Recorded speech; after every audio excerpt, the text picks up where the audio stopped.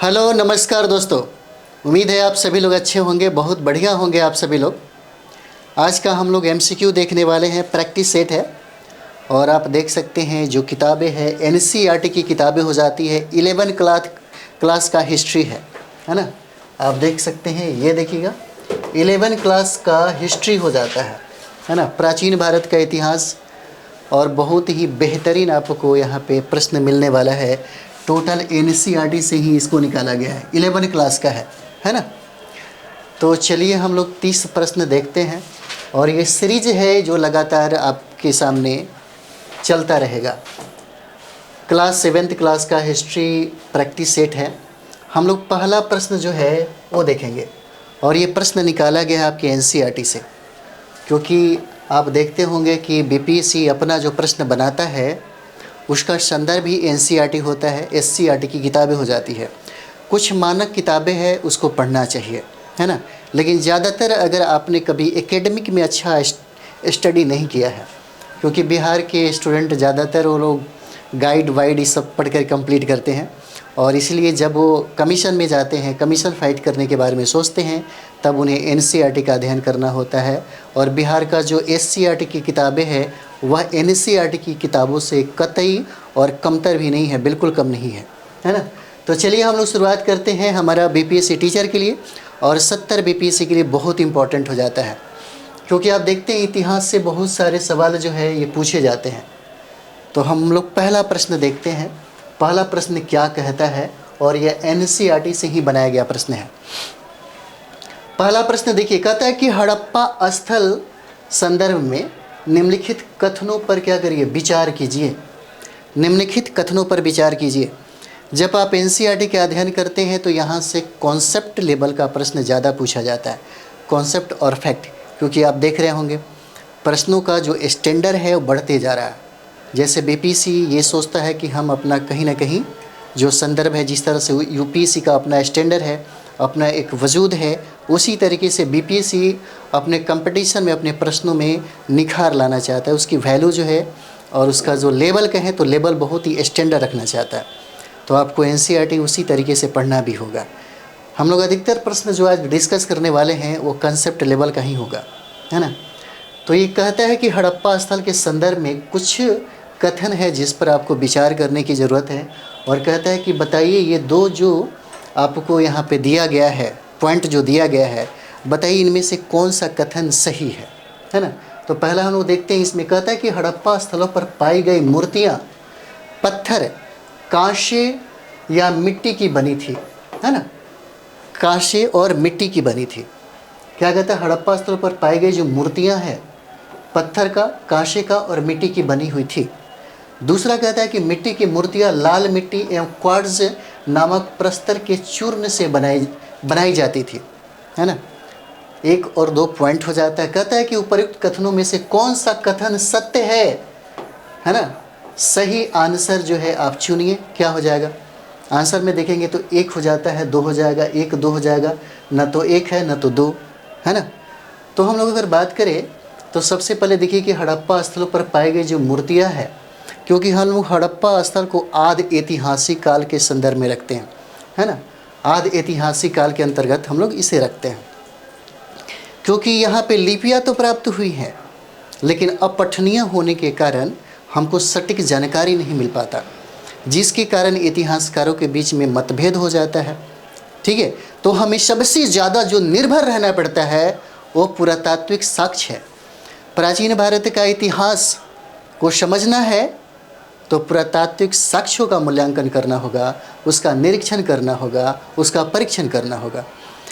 तो सबसे पहले हम लोग देखेंगे कि हड़प्पा स्थल पर पाई गई मूर्तियाँ जो है पत्थर के बना है, ये भी बात सही है, और कांसे की भी बना हुआ है।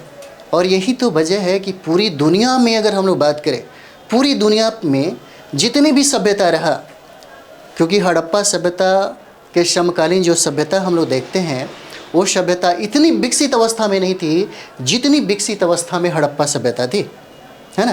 तो वहाँ पे लोगों को कांसे को मतलब पैदा करने का, उत्पन्न करने का, इसका आविष्कारक हम लोग हड़प्पा सभ्यता को ही देते हैं, है ना। क्योंकि कांसा का निर्माण और कांसा बनाने का जो कला है, तांबा और टीन को मिला करके गला करके इसको कांसा बनाई जाती है। और इसका जो सबसे ज़्यादा योगदान है हड़प्पा वासियों को ही है, इसलिए ये भी सही है ना। और मिट्टी की जो बनी थी मूर्तियाँ वो भी सही है, बहुत सारी मृण मूर्तियाँ प्राप्त हुई है। उसके बाद देखिए कहता है कि मिट्टी की मूर्तियाँ लाल मिट्टी एवं क्वार्ट्जाट नामक प्रस्तर के चूर्ण से बनाई जाती थी, ये भी बिल्कुल सटीक है ना। इस तरीके से अगर हम लोग आंसर देखेंगे तो इसका आंसर सी हो जाएगा, 1 और 2 हो जाता है। दोनों कथन जो है ये सही है ना। दोनों कथन क्या हो जाएगा, सही हो जाएगा, है ना। जैसे आप देखते होंगे यहाँ पे दोनों जब पढ़ेंगे और आप 11th क्लास का जब आप हिस्ट्री पढ़िएगा, है ना, और उसमें हड़प्पा सभ्यता जब पढ़ेंगे तो डायरेक्ट ऐसे सवाल आपको निकाल के पूछे जाते हैं, है ना। चलिए आगे हम लोग बढ़ते हैं। दूसरा प्रश्न क्या कहता है, हम लोग दूसरा प्रश्न देखते हैं, है ना। दूसरा प्रश्न देखिए, दूसरा प्रश्न कहता है कि हड़प्पा सभ्यता के लोग, है ना, हड़प्पा के लोगों के संदर्भ में निम्नलिखित कथनों पर विचार कीजिए, ठीक है।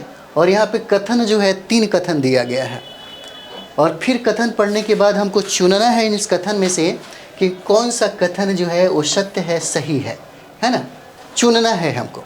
तो सबसे पहला अगर हम लोग बात करें कि हड़प्पा के लोग कांसे की ढलाई बड़े पैमाने पर करते थे, आप अभी ये जानते हैं, है ना, तो ये बात सही है ना। उसके बाद देखते हैं कि हड़प्पा के लोगों द्वारा कांसे की बनाई गई मूर्तियों में भैंस और बकरी की मूर्तियाँ विशेष रूप से उल्लेखनीय है। बात तो ये भी सही है, क्योंकि हड़प्पा अगर पढ़ रहे हैं तो आप देखते हैं कांस्य के लिए, है ना, इसीलिए कांस्य युगीन सभ्यता भी हड़प्पा सभ्यता को कहते हैं।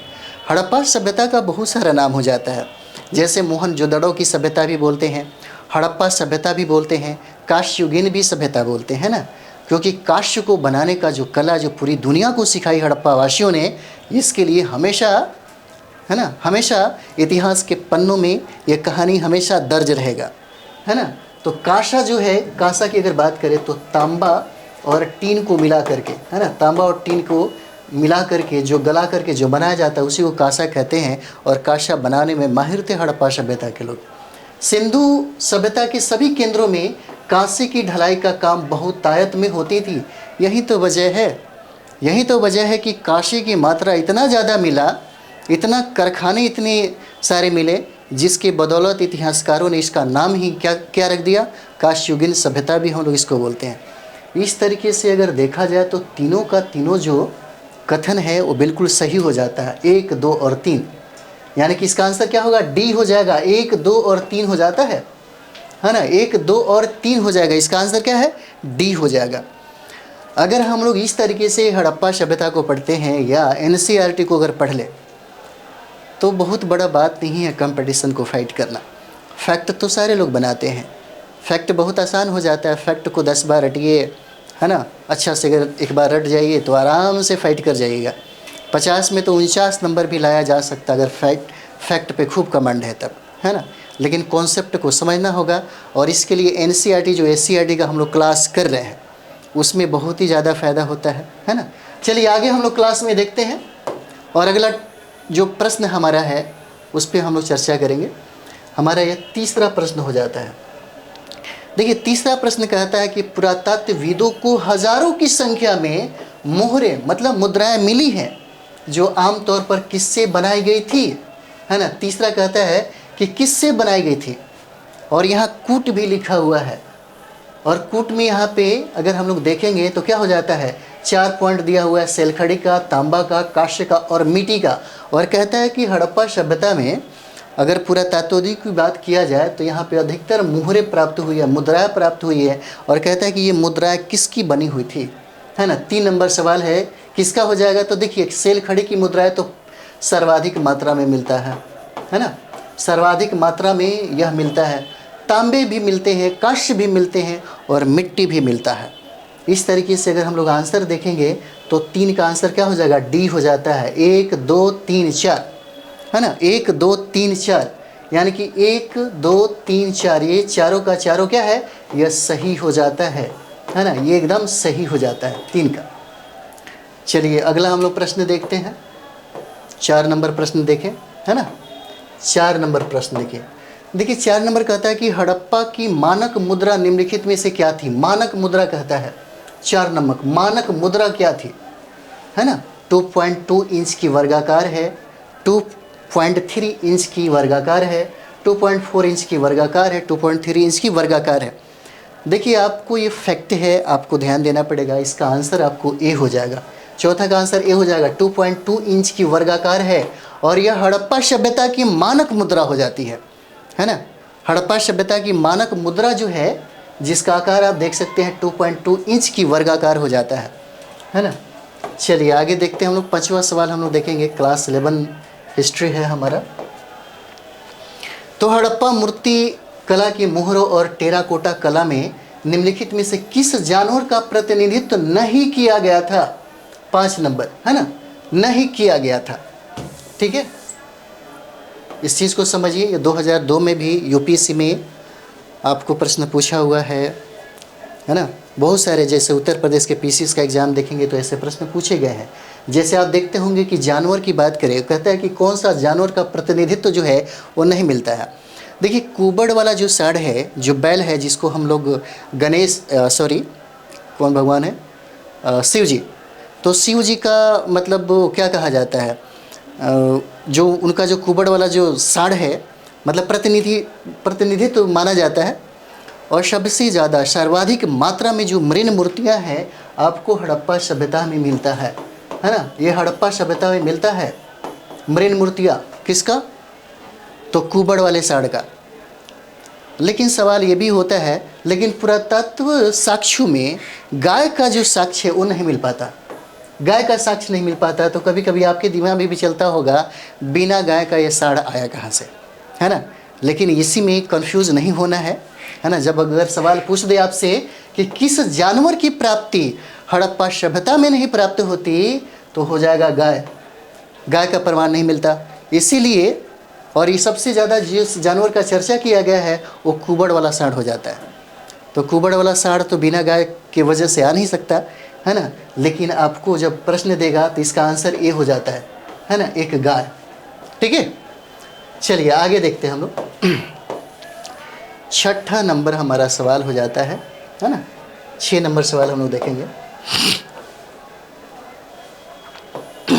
देखिए, कहता है कि सिंधु घाटी सभ्यता की धार्मिक संस्कृति के संदर्भ में निम्नलिखित कथनों पर विचार कीजिए, है ना। एक बात जरूर याद रखिएगा, हड़प्पा सभ्यता, है ना, हड़प्पा सभ्यता का पतन होता है, नहीं कि संस्कृति का। और हड़प्पा सभ्यता नगर नियोजन के लिए बहुत ही ज़्यादा फेमस था।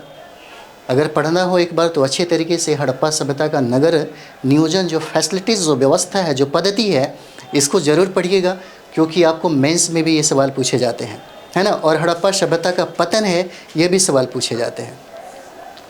तो यहाँ पे देखिए, सिंधु घाटी सभ्यता की धार्मिक संस्कृति के संदर्भ में कहता है कि कथनों पर क्या करिए, विचार कीजिए।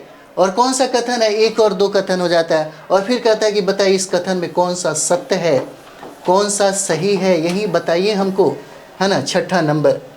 तो देखिए 2 कथन दिया हुआ है। पहला, टेराकोटा की लघु मूर्तियों पर एक महिला का चित्र पाया गया और इसमें से एक लघु मूर्ति में महिला के गर्भ से उगते हुए पौधे को दर्शाया गया है। बिल्कुल सही है ना। एक महिला के गर्भ से निकलता हुआ पौधा दिखाया गया है। यह रिप्रोडक्शन का एक प्रमाण है ना। और प्रजनन का जो प्रमाण है, जो यहाँ से आपको हड़प्पा से भी प्राप्त होता है। उसके बाद जो दूसरा हमारा कथन है, कहता है कि हड़प्पाई पृथ्वी को उर्वरता की देवी मानते थे।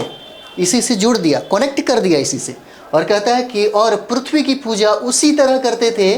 पुरुष देवता के रूप में मुहरों पर 3 श्रृंग चित्र पाए गए हैं, जो कि योगी की मुद्रा में बैठे हुए हैं, है ना। ये भी दोनों कनेक्ट किया गया है। इस तरीके से अगर देखें हम लोग तो आंसर क्या हो जाएगा, दोनों। ये कथन जो दोनों है वो सत्य हो जाता है। दोनों कथन क्या है, सत्य है। आंसर क्या हो जाएगा, 1 और 3 हो जाता है ना। सॉरी, 1 और 2 हो जाएगा, है ना। 1 और 2 ही कथन है, तो 1 और 2 दोनों कथन सही हो जाता है, 1 और 2 हो जाएगा। ठीक है, आंसर क्या है, सी हो जाएगा, 1 और 2 हो जाएगा। ठीक है, चलिए हम लोग बढ़ते हैं अगले सवाल की तरफ। 7 नंबर हम लोग सवाल देखते हैं, है ना। 7 नंबर सवाल देखिए। 7 कहता है कि चित्रित भगवान की मूर्ति को, है ना, सिंधु घाटी सभ्यता की धार्मिक संस्कृति के संदर्भ में कहता है कि कथनों पर क्या करिए, विचार कीजिए। कथन 2 हो जाता है और फिर कहेगा कि इस कथन में सत्य कथन को चुनिए। तो पहला कथन हम देखते हैं, चित्रित भगवान की मूर्ति को पशुपतिनाथ महादेव की संज्ञा दी गई है। 7 नंबर सवाल है ना। 7 नंबर सवाल हो जाता है। उसमें कहता है इसमें हाथी, गैंडे और बाघ के साथ साथ एक मृग को भी दर्शाया गया है। इसका मतलब यह है कि चित्रित भगवान की जो मूर्ति है पशुपतिनाथ महादेव की संज्ञा नहीं दिया गया है, ये गलत है ना। ये आप NCERT पढ़ेंगे तो आपको खुद पता चलेगा क्या है, ये गलत हो जाता है। इसमें हाथी, गेंडे, बाघ के साथ एक जो मृग है, मृग जो है उसको दर्शाया तो नहीं गया है। इसका मतलब ये भी क्या है, गलत हो जाता है। अगर कथन हम सत्य की बात करें, न तो 1 नहीं 2, है ना। कथन क्या है, दोनों क्या है, न 1 न तो 2, है ना। ये हमारा आंसर हो जाता है और आंसर क्या है, डी हो जाएगा, है ना। आंसर क्या हो जाएगा, डी हो जाता है। चलिए अगला सवाल हम लोग देखते हैं 8 नंबर। 8 नंबर कहता है कि मोहनजोदड़ो और लोथल से कौन कौन से गहने मिले हैं, है ना। कहाँ से, मोहनजोदड़ो और लोथल से कौन कौन से गहने हमें प्राप्त हुए हैं, 8 नंबर सवाल हो जाएगा। तो 8 नंबर में हम लोग देखिए तांबे के कड़े और मनके, हाँ तांबे के कड़े और मनके तो मिले हैं, है ना। देखिए अगर हड़प्पा सभ्यता की बात करें, मोहनजोदड़ो की बात करें, हड़प्पा सभ्यता के जो पुरुष और महिलाएं थी सभी लोग वस्त्र और जो आभूषण थे, आभूषण के दोनों प्रेमी थे, दोनों प्रिय थे, दोनों को आभूषण चाहिए था। तो तांबे के कड़े और मनके की प्राप्ति होती है और सोने के कुंडल की भी प्राप्ति होती है, लटकने और बटन की भी प्राप्ति होती है और सबसे ज़्यादा आपको पता है सेलखड़ी के मनके भी बहुत सर्वाधिक मात्रा में पाए गए हैं। इसका मतलब क्या हो जाएगा, 1 2 3 4, है ना। ये आंसर आपका डी हो जाता है, 1 2 3 4, 1 2 3 4 डी आंसर आपका क्या है, सही हो जाता है ना। चलिए 9 नंबर सवाल देखते हैं। 9 कहता है कि अमरावती शैली के संदर्भ में, है ना, अमरावती शैली के संदर्भ में निम्नलिखित कथनों पर विचार कीजिए। 9 नंबर सवाल, निम्नलिखित कथनों पर क्या करिए, विचार कीजिए। और कहता है विचार करने के बाद ये भी बताइए कि कौन सा कथन क्या है, सही है। पहला हम लोग देखेंगे इसका विस्तार जो है किसका, अमरावती शैली का। इसका विस्तार कृष्णा गोदावरी की निचली घाटी में, अमरावती और नागार्जुन कोंडा में और उसके आसपास के क्षेत्रों में है। ये तो बिल्कुल सही है ना। अमरावती शैली का जो उत्पत्ति हुआ, इसमें हम लोग बात करें तो सातवाहन काल के समय में इस कला का सबसे ज़्यादा विकास हुआ है, सबसे ज़्यादा विकास हुआ है ना। और यह इसका विस्तार अगर हम लोग देखें तो कृष्णा गोदावरी की जो घाटियाँ हैं उसमें भी मिला है और वहाँ अमरावती और नागार्जुन कोंडा का क्षेत्र जो है, आसपास के जो क्षेत्र हम लोग देखते हैं, अमरावती शैली का सबसे ज़्यादा विस्तार हम लोग देखते हैं। उसके बाद देखिए कहता है कि यह शैली स्वदेशी रूप में विकसित हुई। इस शैली पर किसी भी प्रकार का विदेशी प्रभाव नहीं था, इसलिए इस शैली को हम लोग स्वदेशी शैली भी कहते हैं। और इसमें सबसे ज़्यादा जो संरक्षण दिया वो आपको सातवाहन राजाओं के द्वारा मिला, है ना। संरक्षण सबसे ज़्यादा किसको मिला, सातवाहन राजाओं को। इसका मतलब क्या है, यह तीनों का जो कथन है, तीनों 1 2 3 जो कथन दिया हुआ है, यह कथन सत्य है। मतलब 1 2 3 यानी कि आंसर क्या हो जाता है, डी हो जाएगा, है ना। इसका आंसर क्या हो जाएगा, डी हो जाता है। चलिए आगे बढ़ते हैं हम लोग। 10 नंबर सवाल हम लोग देखते हैं। 10 क्या कह रहा है, कहता है कि मोहनजोदड़ो से निम्नलिखित में से क्या क्या प्राप्त हुआ है ना। मोहनजोदड़ो में से कहता है कि बताइए क्या क्या प्राप्त हुआ है। सबसे पहला अगर हम लोग बात करें यहाँ पे 10 नंबर सवाल, काश्य की नर्तकी की मूर्ति। जैसे ही आप हड़प्पा सभ्यता पढ़ते हैं, जब काश्य के बारे में बात करते हैं तो आप समझ जाए कि बिल्कुल क्या है, सही हो जाता है, काश्य की नर्तकी की मूर्ति हो जाता है ना। और दूसरा जो कहता है यहाँ पे कि पशुपति महादेव की मुहरें प्राप्त हुई है ना, ये भी सही है। और दाढ़ी वाले मनुष्य की पत्थर की मूर्तियाँ भी मिली है।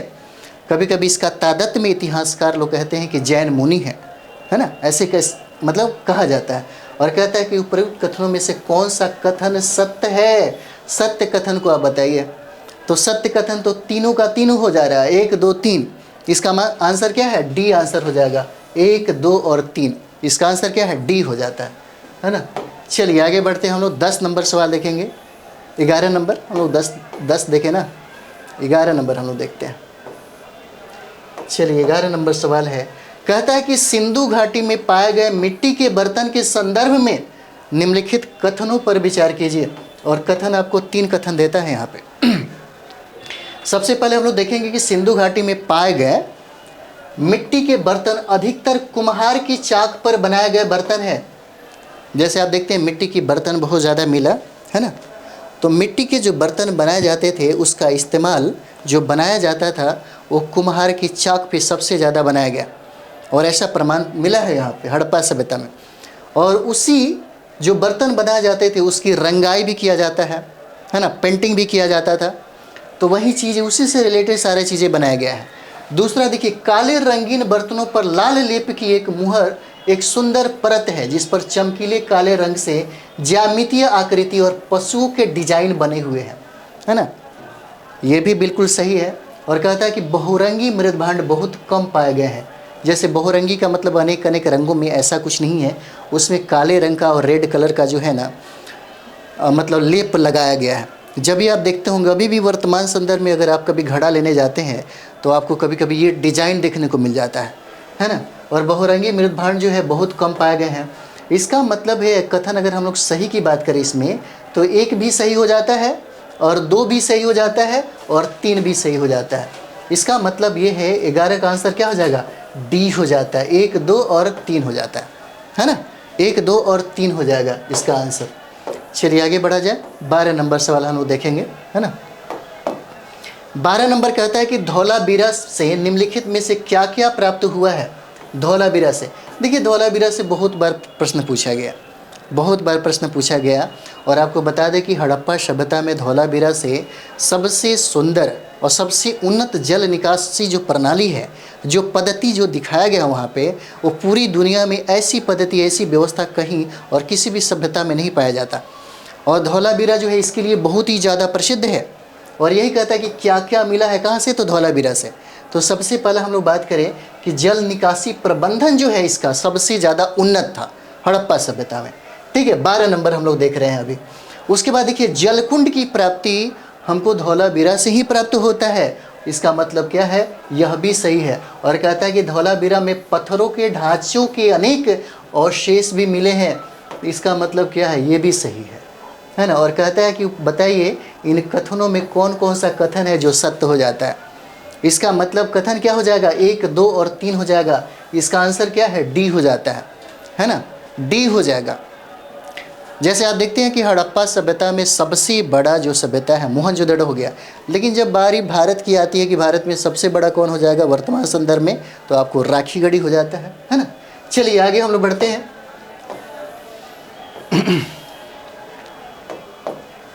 आगे हम लोग देखते हैं 13 नंबर सवाल। 13 कहता है कि सांची स्तूप के संदर्भ में निम्नलिखित कथनों पर विचार करिए। निम्नलिखित कथनों पर क्या करिए, विचार करिए। और विचार करने के लिए आपके पास 3 कथन दिया गया। पहला, सांची स्तूप का निर्माण 200 ईसा पूर्व से 500 ईस्वी के बीच में किया गया था, है ना। यह बिल्कुल सही है। और कहता है कि सांची स्तूप जो है कहाँ पे स्थित है अभी, तो मध्य प्रदेश में है। यह भी सही है।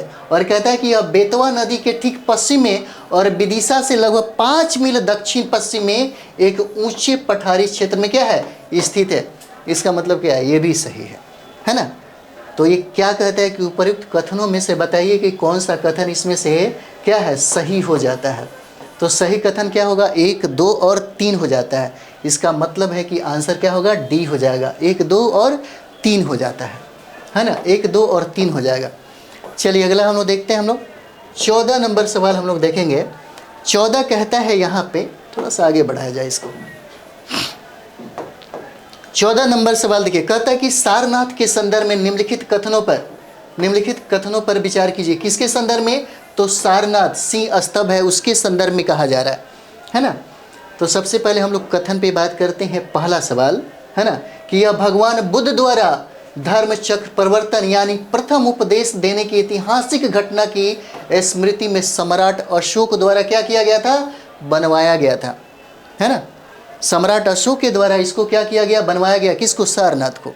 और किसके उपलक्ष्य में, तो यहाँ देखिए बुद्ध द्वारा जब धर्म चक्र परिवर्तन यानी कि पहला जब उपदेश दिया गया, उसी के संदर्भ में ये बात है। इसका मतलब ये है कि यह जो कथन है ये सही है। और यह मौर्यकालीन मूर्ति कला का एक सर्वोत्तम क्या है, उदाहरण है। जब आप लोग मेंस पढ़ेंगे, बीपीएससी के मेंस में कला से एक सवाल पूछा जाता है, जैसे पाल कला हो गया, पटना कलम हो गया, मौर्य कला हो जाता है। तो मौर्य कला इसलिए कहा जाता है कि जब आप बीपीएससी का तैयारी करते हैं, है ना, बीपीएससी का तैयारी करते हैं या यूपीएससी का तैयारी करते हैं, तो सबसे पहला काम क्या है कि विद्यार्थी को ये समझ में नहीं आता कि हमारा तैयारी कहाँ से शुरू होना चाहिए। जैसे कभी कभी आंसर लिखते हैं तो अभी बहुत सारे विद्यार्थियों के बीच में एक समस्या पैदा होता है कि हम कहाँ से शुरुआत करें। जब आप ये तकनीकी को नहीं समझ पाते हैं, नहीं जानते हैं, तो आप मेंस में बेहतर परफॉर्मर नहीं हो सकते। तो देखिएगा, मेंस यानी कि बीपीएससी में ऑफिसर बनना और यूपीएससी में ऑफिसर बनने के लिए जो तरीका है, सबसे पहला जो लोग मेंस की तैयारी करते हैं, प्रारंभ में जब शुरुआत में जाइए, जब भी आपको तैयारी करने का मूड हो, तो सबसे पहले एनसीईआरटी का एक बार अच्छा से अध्ययन कर लीजिए 5-6 महीना रूम में बैठ के। उसके बाद आप मेंस की तैयारी करिए। मेंस की तैयारी हो जाता है तब आप बात पीटी की करते हैं। अगर आप शुरुआत में ही पीटी का तैयारी करेंगे तो सबसे पहले आपका जो बौद्धिकता, मौलिकता और आपका जो व्यापक दृष्टिकोण है ना, वो खतरे में पड़ जाता है। यानी कि ना के बराबर विद्यार्थी पीटी से जब तैयारी करते हैं तो उनका मेंस होता है, उनका इंटरव्यू होता है, ना के बराबर होता है। लेकिन जो विद्यार्थी मेंस तैयारी करने के बाद, यानी कि प्रारंभ में जब मेंस की तैयारी कर लेते हैं, तब उनका अगर पीटी हो जाता है तो एक बार में निश्चित तौर पे वो फाइट कर जाते हैं। इसी तरीके से मतलब समझिए कि अभी अगर हम लोग बात करें बिहार में, तो बिहार में अधिकतर बच्चे जो हैं, लगभग 99, मानिए ना कि 99% ऐसे विद्यार्थी हैं जो सबसे पहले पीटी के बारे में सोचते हैं। इसलिए बिहार से रिजल्ट नहीं हो पाता है। बिहार में आप देखते होंगे अधिकतर जो विद्यार्थी हैं दिल्ली चले जाते हैं, या कोई अच्छे जो गाइडलाइन करने वाले जो टीचर हैं उनके संपर्क में जो विद्यार्थी रहेंगे वहीं ज़्यादा फाइट करते हैं, है ना। जो भीड़ भाड़ की पटना, मुसल्लापुर हाट का जो क्षेत्र आप देख रहे हैं, यहाँ पे बहुत सारे एक से एक मतलब भीड़ में भीड़ पड़ने वाले लोग का एक भी फाइनल में रिजल्ट नहीं होता, है ना। ये किसी से भी आप पूछ सकते हैं, बाकी यूट्यूब पे तो बहुत सारा चीज़ें दिखाया जाता है ना। तो चलिए हम लोग देखते हैं इसको। पहली बात कि अशोक द्वारा बनवाया गया, ये सही है। और ये कहता है कि यह मौर्यकालीन मूर्ति कला का एक सर्वोत्तम उदाहरण हो जाता है। उसके बाद देखिए, इस सिंह स्तंभ को ऊपरी चक्र और कमलाधार के बिना स्वतंत्र भारत का राष्ट्रीय प्रतीक के रूप में क्या किया गया, अपनाया गया। ये भी सही है। इसका मतलब ये है कि ये जो कथन है आपके सामने 1, 2 और 3, तीनों कथन जो दिख रहा है यहाँ पे, वो सत्य है। 1, 2 और 3 कथन जो है क्या हो जाता है, सही हो जाता है। इसका आंसर क्या है, डी हो जाता है। 14 का आंसर क्या हो गया, डी हो जाता है। चलिए आगे हम लोग देखते हैं, बहुत प्रश्न भी करना हम लोग को। 15 नंबर सवाल है, कहता है कि सारनाथ के संदर्भ में निम्नलिखित कथनों पर विचार कीजिए, है ना। निम्नलिखित कथनों पर विचार करिए। पहला कथन कहता है कि वृत्ताकार शीर्ष फलक एक उल्टे कमल की आकृति पर टिका हुआ दिखाई देता है। जब आप मेंस आप पाल मतलब मौर्य कला अगर पढ़ते, आप मौर्य कला पढ़ते, है ना, तो मौर्य कला में ये सारा विशेषता जो है आपको मिलता। मौर्य कला में ये जो सारा जो विशेषता है वो आपको दिखाई देता। तो इसका मतलब ये जो पहला जो कथन है एकदम सही है। दूसरा कहता है कमल पुष्प की प्रत्येक पंखुड़ी को उसकी सघनता को ध्यान में रखते हुए बनाया गया है, यह भी बिल्कुल सही है। और कहता है कि नीचे के हिस्से में वक्र तलों को सुंदरता से उकेरा गया है, यह भी सही है। अगर हम लोग बात करें कि कौन सा कथन सत्य हो जाता है, तो यह कथन जो सत्य हो जाएगा 1, 2 और 3 हो जाता है। आंसर क्या है, डी हो जाता है। ठीक है, डी आंसर हो जाएगा। एनसीईआरटी 11 क्लास का जब चलेगा तो हम उसमें पूरा डिटेल्स में बात करेंगे। अभी 8th क्लास का ही चल रहा है, एससीईआरटी की किताबें चल रही है। अगर उसमें हड़प्पा सभ्यता, क्योंकि हड़प्पा सभ्यता भी हम पढ़ाए हुए हैं, पूरे डिटेल्स में पढ़ाए हुए हैं। 5-6 क्लास में आप चाहें तो आप देख सकते हैं। यूपीएससी और बीपीएससी के लिए बहुत ही शानदार है। तो यहाँ पे देखते हैं हम लोग 16 नंबर सवाल क्या कहता है। 16 नंबर कहता है कि अशोक के सारनाथ सिंह शीर्ष स्तंभ के फलक पर चित्रित चित्र का सही क्रम बताइए। क्रम पूछता है, क्रम, है ना, क्रम पूछ रहा है यहाँ पे कि क्रम बताइए आप 16 नंबर का, है ना, क्रम कहता है। तो सबसे पहले जो क्रम होता है वो घोड़ा हो जाता है। सबसे पहले क्या होगा, घोड़ा हो जाएगा। उसके बाद क्या हो जाता है, सिंह हो जाता है। उसके बाद हाथी हो जाएगा। उसके बाद वृषल हो जाएगा। इसका मतलब ये है कि आंसर क्या है, डी हो जाएगा। ये क्रम के अनुसार है ना, क्रम के अनुसार हो जाता है। और इसका जो इस संबंध जो है बुद्ध के जीवन से भी है। बुद्ध के जीवन से भी इन सारे पशुओं का, जानवरों का संबंध हो जाता है। क्रम में याद रखना जरूरी है। अश्व हो जाएगा, सिंह, हाथी और वृषल हो जाता है। आंसर डी हो जाता है। चलिए 17 नंबर हम लोग सवाल देखेंगे। 17 कहता है कि बादामी की गुफा निम्नलिखित में से किस राज्य में है? कौन सा बादामी की गुफा, है ना। 17 नंबर सवाल है, कहता है कि बादामी की गुफा कहता है किस राज्य में है? तो बादामी की गुफा आपको पता होगा कर्नाटक राज्य में हो जाता है, फैक्ट है, याद ही रखना पड़ेगा। बादामी की गुफा कहाँ पे? कर्नाटक में। आंसर क्या है? ए हो जाएगा। चलिए 18 नंबर हम लोग सवाल देखेंगे। 18 नंबर सवाल, 18 कहता है कि स्तूप निम्नलिखित में से कहाँ कहाँ पाए गए हैं, है ना। स्तूप कहाँ कहाँ पाए गए हैं? तो सबसे पहले हम लोग देखेंगे राजगिरी हो जाता है ना, राजगिरी हो जाएगा, वैशाली हो जाएगा, कपिलवस्तु हो जाता है और कुशीनगर में है। स्तूपों की संख्या 8 हो जाता है ना। 8 को आपको क्रम में याद रखना होगा। अगर आप मौर्य कला पढ़ रहे होंगे, है ना, बुद्ध अगर पढ़ रहे होंगे आप, बुद्ध भी हम पढ़ाएं, बुद्ध भी अगर पढ़ रहे होंगे तो सारा का सारा प्रश्न वहाँ से मिल ही जाता है ना। स्तूप,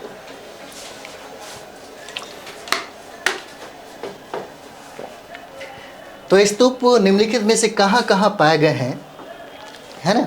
तो ये राजगिरी भी हो जाएगा, वैशाली हो जाएगा, कपिलवस्तु, नारा या कुशीनगर। इसका आंसर मतलब क्या है? डी हो जाएगा। 1 2 3 4। अगर हम लोग कूट में देखें तो इसका आंसर 1 2 3 4 चारों हो जाता है जो स्तूप है, यहाँ पे इसका निर्माण कराया गया था। अगला हम लोग देखते हैं 19 नंबर सवाल। देखिए 19 नंबर सवाल कहता है कि स्तूप के संदर्भ में निम्नलिखित कथनों पर विचार कीजिए, और कहता है कि बताइए इनमें से कौन सा कथन जो है वो सही हो जाता है हमारा, है ना। सही कौन सा कथन है? देखिए स्तूप एक गोल टीले के आकार की संरचना है जिसका प्रयोग बौद्ध अवशेषों को रखने के लिए किया जाता है ना। जब बौद्ध भिक्षु की मृत्यु होती है तो मृत्यु के बाद जो अवशेष होते हैं उसी पे स्तूप बनाई जाती है ना। इसका मतलब क्या है? कथन एक क्या है? सही है। कथन एक क्या है? सही है। दूसरा कहता है कि बैराठ स्थल पर स्थित स्तूप ईसा पूर्व 3री शताब्दी की स्तरीय संरचना का उदाहरण हो जाता है, मतलब ये भी सही है। 1 और 2 क्या हो जाएगा? सही हो जाएगा। कथन सत्य की बात करें तो 1 और 2 दोनों सही हो जाता है। आंसर क्या है? सी हो जाएगा, है ना। आंसर क्या हो जाता है? सी हो जाता है। चलिए अगला देखते हैं हम लोग। 20 नंबर सवाल है वो देखेंगे। कहता है कि लोमस ऋषि की गुफा, है ना। यहाँ पे देखिए लोमस ऋषि की गुफा के संदर्भ में निम्नलिखित कथनों पर विचार कीजिए। लोमस ऋषि के गुफा के बारे में बता रहा है कि बताइए कथनों पर विचार कीजिए और बताइए कि इन कथनों में कौन कौन सा कथन है जो सत्य है, सही है। तो इस गुफा का 20 नंबर सवाल देखिए। कहता है कि इस गुफा का प्रवेश द्वार अर्धवृत्ताकार यानी कि चैत्य चाप मेहराब की तरह क्या है? सजा हुआ है। अर्धवृत्ताकार, अर्धवृत्ताकार जैसे ही आएगा चैत्य चाप की तरह। इसका मतलब क्या है? यह जो गुफा है लोमस ऋषि का जो गुफा है, जो आपका कथन ये कहता है, पहला कथन तो बिल्कुल सही है। दूसरा कहता है कि यह बिहार में बराबर की पहाड़ियों में शैलकृत है। यह बिहार में बराबर की पहाड़ियों में क्या है? शैलकृत है, ये भी सही है। और कहता है कि इस गुफा का भीतरी कक्ष आयताकार है और उसके पीछे एक गोलाकार कक्ष भी है, ये भी सही है। और कहता है कथन बताइए कौन सा कथन सत्य है? इसमें आंसर 1 2 और 3 हो जाता है ना। 1 2 और 3 हो जाएगा। चलिए 21 नंबर हम लोग देखते हैं। निम्नलिखित में से कौन सा स्तंभ बिहार में है? है ना। 21 नंबर कहता है कि बताइए कौन सा स्तंभ जो है वो बिहार में हो जाता है। बहुत इंपॉर्टेंट है 21 नंबर, है ना। तो बसराह बखीरा स्तंभ, है ना। बिहार में ये सारे के सारे जो हैं स्तंभ जो आपको दिख रहा है वो बिहार में ही है ना। बसराह बखीरा स्तंभ हो जाता है। लौरिया नंदनगढ़ स्तंभ देख सकते हैं, रामपुरवा स्तंभ देख सकते हैं और लौरिया अरेराज स्तंभ देख सकते हैं, है ना। इसका मतलब कथन की अगर बात करें कुट में देखें तो चारों का चारों जो है वो सही हो जाता है। और यह स्तंभ जो है वो आपको बिहार में स्थित है ना। चंपारण में आप देख सकते हैं। इसका आंसर क्या है? डी हो जाता है। 1 2 और 3 और 4 हो जाएगा। 21 का आंसर क्या है? डी हो जाता है। चलिए आगे हम लोग बढ़ते हैं। 22 नंबर सवाल देखेंगे हम लोग। 22 नंबर सवाल देखिए। 22 नंबर कहता है कि अजंता गुफा के संदर्भ में निम्नलिखित कथनों पर विचार कीजिए, है ना। निम्नलिखित कथनों पर विचार कीजिए। तो पहला हम लोग कथन देखते हैं। पहला कथन कहता है कि ये गुफा महाराष्ट्र में है। कौन सा? तो अजंता की गुफा अभी तो महाराष्ट्र में है, तो ये बात सही है। मतलब महाराष्ट्र के औरंगाबाद के पास बाघोरा नदी के पास सह्याद्री पर्वतमाला में रॉक कट गुफाओं की एक श्रृंखला के रूप में स्थित है, ये सही है ना। दूसरा कहता है कि इसमें 29 गुफाएं हैं। आप एनसीईआरटी जरूर पढ़िए, ये सारा चीज़ें लिखा हुआ है। इसमें कुल 29 गुफाएं हैं और इसका संबंध किससे है? बौद्ध धर्म से है, जिसमें 25 को विहार या आवासीय गुफाओं के रूप में, जबकि 4 को चैत्य और प्रार्थना हॉल के रूप में इस्तेमाल किया जाता था। अगला कहता है कि गुफाओं का विकास 200 ईसा पूर्व से 650 ईस्वी के मध्य में हुआ था, है ना। इसका मतलब क्या है? यह जो कथन है, जो आपको तीनों दिख रहा है, जो कथन है आपका, बिल्कुल सही कथन हो जाता है ना। क्या है? बिल्कुल सही कथन है। और एक कथन हो जाता है 1, 2 और 3, है ना। इसका आंसर क्या है? डी हो जाता है, 1, 2 और 3 हो जाएगा। चलिए आगे देखते हैं हम लोग। 23 नंबर सवाल हम लोग देखेंगे यहाँ पे। 23 नंबर 23 कहता है कि एलोरा की गुफा के संदर्भ में निम्नलिखित कथनों पर विचार कीजिए। एलोरा के संदर्भ में कहता है ना। और ये देखिए, कहता है कि ये गुफा महाराष्ट्र की सह्याद्री पर्वतमाला में अजंता की गुफाओं से लगभग कितना? तो 100 किलोमीटर दूर स्थित है। बिल्कुल सही है ना। 100 किलोमीटर क्या है? दूर स्थित है। और 34 गुफाओं का एक समूह है यहाँ पे, जिसमें 17 जो है वो ब्राह्मण या हिंदू बोल सकते हैं, ब्राह्मण, 12 बौद्ध और 5 जैन धर्म से संबंधित है। और इन गुफाओं के समूह को 5वीं से 11वीं शताब्दी के मध्य में इसको स्थापित किया गया था। इसका मतलब ये है कि यह कथन कहता है कि बताइए कौन सा कथन सत्य है। और तीन जो कथन है आपका 1, 2, 3, तीनों का तीनों कथन जो है वो सत्य है। इसका मतलब आंसर क्या हो जाएगा? डी हो जाता है, 1, 2 और 3 हो जाता है। चलिए आगे हम लोग देखेंगे। 24 नंबर सवाल है। 24 नंबर कहता है कि हाथ में चामर चूरी पकड़े खड़ी यक्षिणी की जो आदमकद मूर्ति कहाँ से प्राप्त हुई है? चामर ग्राहिणी, है ना। खड़ी जो यक्षिणी की जो मूर्तियां हैं, आदमगढ़ जो मूर्ति मिला है, यह कहाँ से प्राप्त हुआ है? तो 24 का देखिए बहुत इंपॉर्टेंट है आपका, है ना। यह VVI हो जाता है, प्रश्न पूछे जाते हैं। और यह जो प्राप्त हुआ है आपके बिहार से प्राप्त हुआ है। आंसर क्या हो जाएगा? ए हो जाएगा, है ना। चामर ग्राहिणी की जो मूर्तियाँ हैं वो आपको बिहार से प्राप्त होता है। चलिए 25 नंबर सवाल हम लोग देखते हैं। 25 कहता है कि भरहुत स्तूप के संदर्भ में, है ना, भरहुत स्तूप के संदर्भ में निम्नलिखित कथनों पर विचार कीजिए। पहला कथन कहता है कि इसका निर्माण पहली बार 3री शताब्दी ईसा पूर्व में मौर्य राजा अशोक द्वारा क्या किया गया था? करवाया गया था, है ना। दूसरा कहता है कि भरहुत स्तूप की रेलिंग में यक्षों और यक्षिणियों के कई चित्र हैं, जो लंबे समय से भारतीय समाज का क्या रहा है? हिस्सा रहा है। इसका मतलब क्या हो जाएगा? 25 नंबर सवाल हम लोग देखेंगे। तो 25 का कथन की अगर बात करें और कहता है कि कथन में सत्य कौन सा हो जाएगा? तो दोनों कथन ये सत्य हो जाते हैं। 1 और 2 दोनों कथन क्या हो जाएगा? सत्य हो जाएगा। इसका आंसर सी है, 1 और 2 हो जाता है। चलिए अगला प्रश्न देखेंगे हम लोग। 26 नंबर 26 26 कहता है कि गांधार शैली के संदर्भ में निम्नलिखित कथनों पर, गांधार शैली के संदर्भ में निम्नलिखित कथनों पर विचार कीजिए।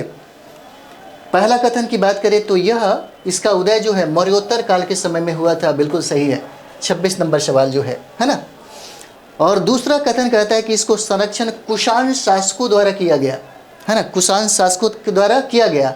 और कहता है कि इसने बुद्ध मूर्ति को लहराते घुंघराले बाल, आध्यात्मिक या योगी मुद्रा, आभूषण रहित, जटायुक्त, आधी बंद, आंधी खुली आंख दर्शाया गया है ना। अगर हम लोग तीनों कथन की बात करें, तीनों कथन पे अगर विचार हम लोग करें तो तीनों का तीनों कथन क्या हो जाता है? सही हो जाता है। इसका मतलब है कि आंसर हमारा डी हो जाएगा, 1, 2 और 3 हो जाता है ना। चलिए आगे देखते हैं। 27 नंबर सवाल है। 27 नंबर कहता है कि मथुरा शैली के संदर्भ में निम्नलिखित कथनों पर विचार कीजिए। कौन सा? तो मथुरा शैली के संदर्भ में इसका उदय मौर्योत्तर काल के समय में हुआ। 27 नंबर सवाल किसके समय में हुआ? यहाँ पे देखिए, इसका जो अगर हम लोग बात करेंगे 27 नंबर, तो यहाँ पे देखेंगे इसका जो उदय है मौर्योत्तर काल के समय में हुआ, है ना। ये बिल्कुल सही है, ठीक है। और यहाँ पे कहता है कि इसको संरक्षण सातवाहन राजाओं के द्वारा क्या हुआ? सातवाहन राजाओं के द्वारा दिया गया। ये बात गलत लगता है ना। दूसरा क्या है? गलत है। और तीसरा, इसने बुद्ध मूर्ति को प्रशंसित चेहरा, है ना, प्रशंसित चेहरा, तंग कपड़ा, उसके बाद हष्ट पुष्ट शरीर, बाल मुंडित सर, पद्मासन मुद्रा और सिर के पीछे प्रभा मंडल दर्शाया गया है। यह सही है। यानी कि 2 जो आपको दिख रहा है मथुरा शैली में, 1 और 3 ये सही है। दूसरा क्या है? गलत है। इसका मतलब आंसर क्या हो जाएगा? 27 का आंसर सी हो जाता है, 1 और 3 हो जाएगा, है ना, 1 और 3 इसका आंसर हो जाएगा, 3 ये सही हो जाता है। ठीक है, चलिए आगे बढ़ा जाए। आगे क्या कहता है, 28 नंबर सवाल हम लोग देखेंगे। दक्षिण भारत के निम्नलिखित में से कौन कौन से स्तूप हैं? दक्षिण भारत कहता है 28 नंबर, है ना, दक्षिण भारत का। तो दक्षिण भारत में हम लोग देखेंगे तो जगपीठ हो जाता है, यहाँ पे स्तूप ये भी सही है, अमरावती स्तूप ये भी सही है, भट्टी प्रोलूर ये भी सही है, नागार्जुन कोंडा ये भी सही है। इसका मतलब क्या है, अगर कूट में हम देखें तो 1 2 3 4 ये सही हो जाता है दक्षिण भारत का। ठीक है, चलिए 29 नंबर सवाल हम लोग देखेंगे। 29 नंबर सवाल कहता है कि अमरावती स्तूप के संदर्भ में निम्नलिखित कथनों पर विचार कीजिए, है ना, 29 नंबर सवाल। तो 29 नंबर हम लोग देखते हैं, कहता है पहला कथन देखेंगे अमरावती के स्तूप में, है ना, अमरावती के स्तूप में दक्षिणा पथ है जो वेदिका से ढका हुआ है और वेदिका पर अनेक अक्षरात्मक प्रतिमाएं क्या है, निरूपित किए गए हैं। बहुत सारी चीज़ें हैं जो लिखा गया है। और अमरावती स्तूप आंध्र प्रदेश के गुंटूर जिला में स्थित है, ये भी सही है। इसका निर्माण जो है अशोक ने 3री शताब्दी ईसा पूर्व में क्या किया था, करवाया था अशोक सम्राट ने, सही है। और बुद्ध के जीवन और शिक्षण को स्तूप में उकेरा गया है, ये भी सही है। इसका मतलब क्या है, आंसर डी हो जाएगा, 1 2 3 4 हो जाता है ना, 1 2 3 4 हो जाएगा। देखिए एक चीज़ आप समझ जाइए, जैसे अगर हम लोग बात करें तो प्राचीन भारत के इतिहास को थोड़ा सा अगर समझे तो इसको 3 भागों में डिवाइड करके हम समझ सकते हैं। सबसे पहला एक हो जाता है जिसको हम लोग प्रागैतिहासिक काल बोलते हैं, है ना, प्रागैतिहासिक काल बोलते हैं। तो आपको पता होगा प्रागैतिहासिक में कोई लिखित साक्षी नहीं था, है ना, यहाँ पे लिखित साक्षी नहीं था। और इसके उदाहरण को अगर हम लोग लेंगे तो पाषाण काल हो जाता है ना। इसका उदाहरण प्रागैतिहासिक काल का उदाहरण जो है, उसका उदाहरण हम लोग देखेंगे तो पाषाण काल हो जाता है। उसके बाद दूसरा जो हम लोग देखेंगे वो हो जाता है आदि इतिहास, जो हम लोग पढ़ रहे थे, है ना, वो हो जाएगा आदि ऐतिहासिक काल हो जाएगा, ऐतिहासिक काल हो जाएगा। देखिए इसमें लिपि तो मिला है, लिपि मिला है, लेकिन इसे पढ़ा नहीं जा सका, है ना, यानी कि अपठनीय होने के कारण, है ना, अपठनीय है, इसको पढ़ा नहीं जा सका। इसीलिए इस काल को हम आदि ऐतिहासिक कहते हैं। और इसको अगर हम रखेंगे तो हड़प्पा सभ्यता हो जाएगा, है ना, हड़प्पा सभ्यता हो जाएगा। और तीसरा हो जाता है वो है ऐतिहासिक काल। और ऐतिहासिक काल में लिपि भी मिला है और उसको पढ़ा भी गया है। जैसे इसका उदाहरण पे अगर हम देखेंगे तो क्या हो जाएगा, ये आपका वैदिक हो जाता है ना, वैदिक हो जाता है। ठीक है, चलिए आगे हम लोग देखते हैं। 29 नंबर सवाल जो है, 29 नंबर सवाल है, तो अमरावती स्तूप के संदर्भ में निम्नलिखित कथनों पर विचार कीजिए। पहला हम लोग देखेंगे कथन क्या है, तो अमरावती के स्तूप में प्रदक्षिणा पथ है जो वेदिका से ढका हुआ है और वेदिका पर अनेक आख्यानात्मक प्रतिमाएं हैं। अमरावती स्तूप आंध्र प्रदेश के गुंटूर जिला में है और इसका निर्माण अशोक ने 3री शताब्दी ईसा पूर्व में करवाया। और यहाँ पे बुद्ध के जीवन और शिक्षण को स्तूप में उतारा गया है। इसका मतलब क्या है, आंसर 1 2 3 4 हो जाता है ना। अब हम लोग देखेंगे हमारे सेशन का ये लास्ट अंतिम सवाल हो जाता है ना। 30 नंबर सवाल है और देखिए कहता है कि बाघ गुफा, है ना, बाघ गुफा के संदर्भ में निम्नलिखित कथनों पर विचार कीजिए।